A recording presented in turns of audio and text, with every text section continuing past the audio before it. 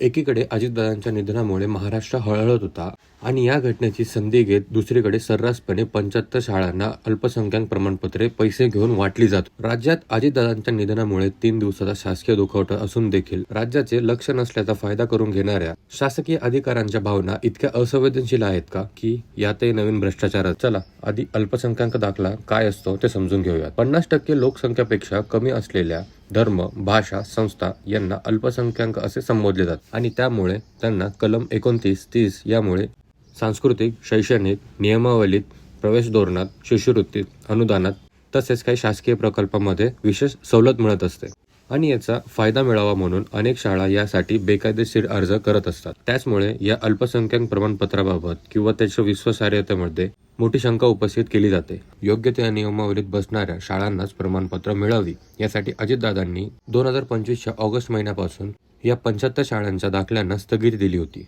परंतु जानेवारीमध्ये अजितदादांचे निधन झाले आणि अगदी गुपचूपपणे हे प्रमाणपत्र मंत्रालयाची वेळ संपून देखील बेकायदेशीरपणे वाटण्यात आले. आता इतक्या कार्यक्षमपणे बाकीच्या मंत्रालयातील कार्यालय कामं करत नाही, मग यासाठीच इतकी घाई का बरं केली गेली याबद्दल मोठी शंका उपस्थित होते.